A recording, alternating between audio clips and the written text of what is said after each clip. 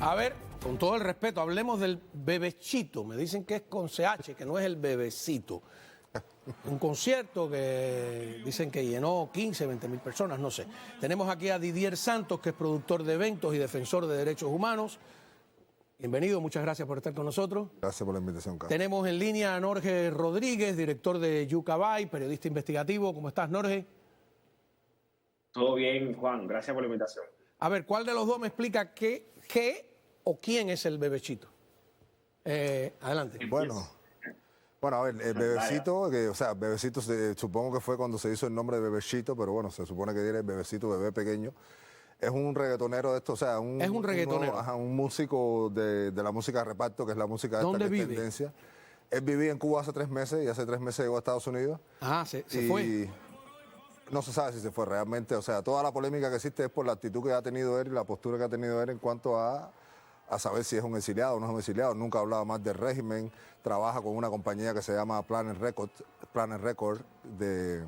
Planet Record. ¿Y qué es Planet Record? Yo no sé. Es una disquera de representación de artistas que tiene su oficina en Cuba y tiene una oficina también. ¿Seguro? Quieren abrir uno, absolutamente. Ajá. Claro, pueden buscar en internet, se llama Roberto Ferrante, es un italiano, músico, productor y representante que tiene su oficina más importante en Cuba, que ha trabajado con artistas como Gente de Zona, Chocolate, o sea, toda la música esta urbana que se ha comercializado en Cuba ha pasado por las manos de este señor, que es un tipo que evidentemente está trabajando dentro de Cuba y que ha mantenido una postura con el régimen súper de acercamiento, aunque no ha salido nunca defendiendo el régimen personalmente, pero sí se ve como sus artistas no hablan de política, ninguno tiene nada que ver con el tema de la denuncia. Entonces, lo que está sucediendo aquí, desde mi experiencia, es que el régimen cubano está usando compañías de producción que no son cubanas directamente, como PMM que había antes, había un par de compañías que estaban más relacionadas con el castrismo, para empezar a comercializar este tipo de música aquí y empezar un poco a cambiar la tendencia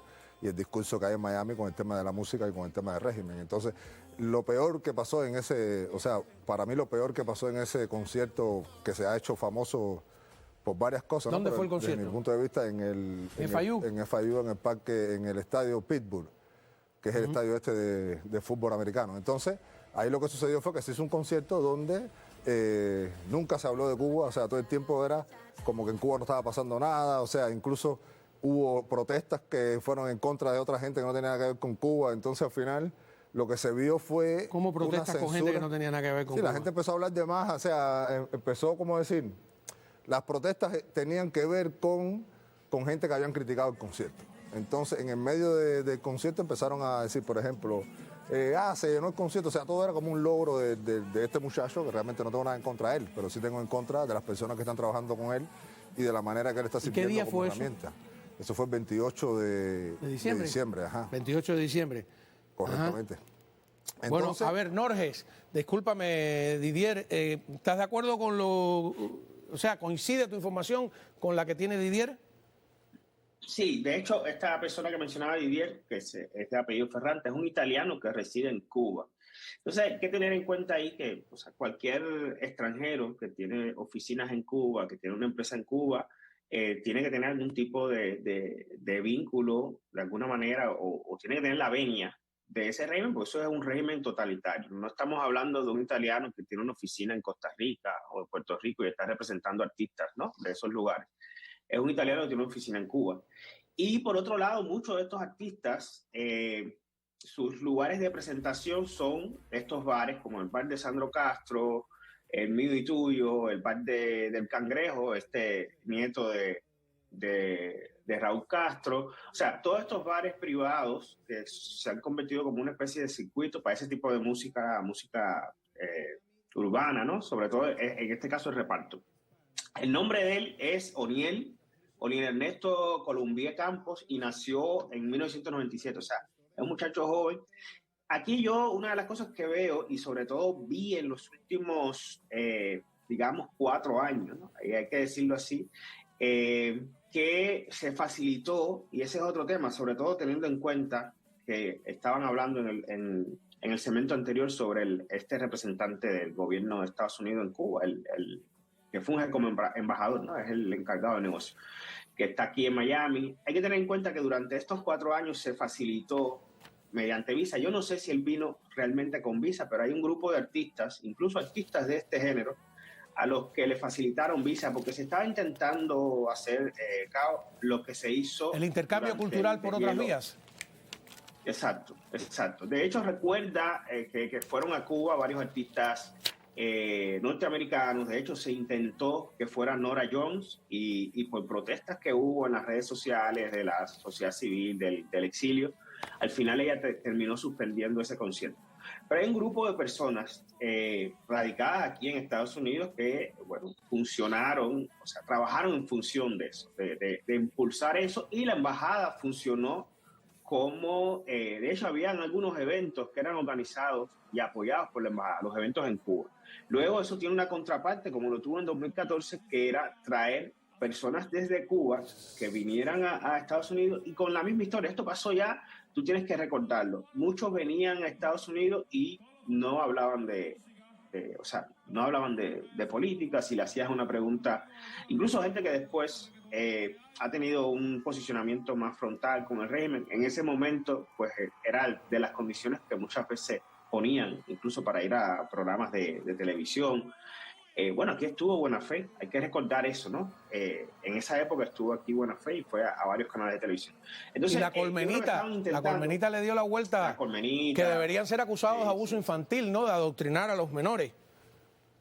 Total. Entonces, yo creo que en estos 4 años se intentó con ese tema, se intentó también con el tema de las MIPYME. Por suerte, estábamos muchos avisados, ¿no? De que ya ellos era como que estaban reciclando un plan que habían implementado en otro momento, y bueno, ya estábamos todos avisados. Con Norah Jones pasó que se suspendió, y realmente eso no tuvo todo el impacto. Esta historia que mencionaba Didier, de lo que pasó en el concierto, lo que gritaron fue, una de las personas que estuvo cuestionando el concierto fue Alessandro Otaola, o sea, el influencer, y terminaron gritando en contra 20.000 personas que muchos de ellos pues vinieron hace poco de Cuba, probablemente, vino más de 1 millón de cubanos, terminaron gritando en contra de una persona que forma parte de la comunidad, más allá de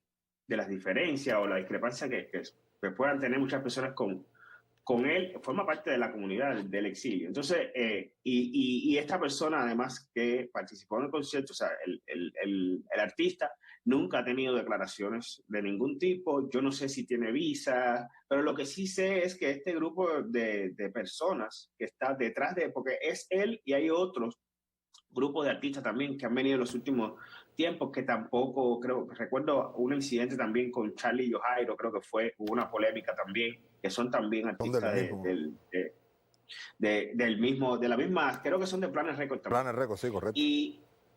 Y también le hicieron una pregunta, le preguntaron por los presos políticos y ellos se negaron a hablar, y hubo un intercambio, por ahí hay un video sobre eso. Entonces te das cuenta que yo creo que lo que estaba intentando el régimen con todo esto era mermar el efecto Patria y Vida. Yo le llamo así por todo lo que sucedió con la música urbana, y eso hay que tenerlo en cuenta. O sea, el régimen siempre ha querido controlar ese tipo de música, que sale de los barrios, de donde la gente la está pasando peor en Cuba, de los barrios más pobres, y ellos han buscado la manera de controlar. Inicialmente querían censurar ese tipo de música, hasta que se dieron cuenta que lo mejor era controlarlo, sobre todo las que eran menos políticas. El hip hop siempre fue más político. Ahí está Michael Osorio, porque está preso, y hay otros exponentes del hip hop que siempre han sido, no sé, los aldeanos, que siempre han sido frontales. Pero este tipo de música, que es más, quizás un poco más comercial, ellos trataron de controlarla también. De hecho, a este chico hasta hace poco lo criticaron y lo censuraron, una canción de él que se llama Hacha, creo que fue, lo censuraron en la televisión. Ah, él es el de Hacha, Dale Mocha y eso. Eso, sí. Y entonces fue censurado, sí, claro. Y resulta que ahora, como llenó el estadio y el estadio gritó en contra de una persona de acá de la comunidad, toda la prensa esa que criticó en aquel momento eso, salieron todos los voceros del régimen a apoyar que si Miami está cambiando. O sea, lo utilizaron rápidamente como una especie, o sea, como un arma de propaganda. Y es muy Y él no como ha, una dado tendencia. no ha dado declaraciones, ¿no? Él no ha Estaría dicho- bueno entrevistarlo. Él no ha dicho nada, él no ha tenido ninguna No, intención. pero digo, lo invitamos a que venga al programa. Y no ha dado No, y no va a venir. declaraciones ¿Por qué no va a venir? Porque no no se lo pega dejan. nadie en eso. Porque hay un señor que se Hay llama declaraciones Roberto incluso- Ferrante, que es el hombre que hace las agendas de él y de sus artistas, donde no permite a nadie hablar de política. O sea, es una política.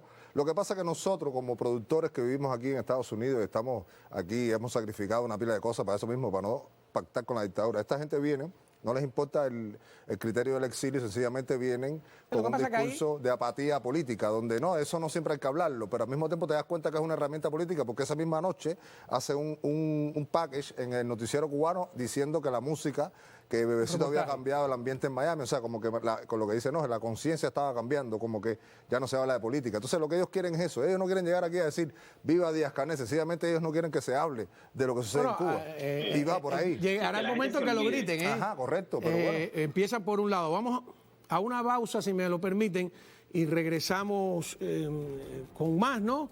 Esperemos que esto dentro de 14 días se acabe la fiesta. Volvemos.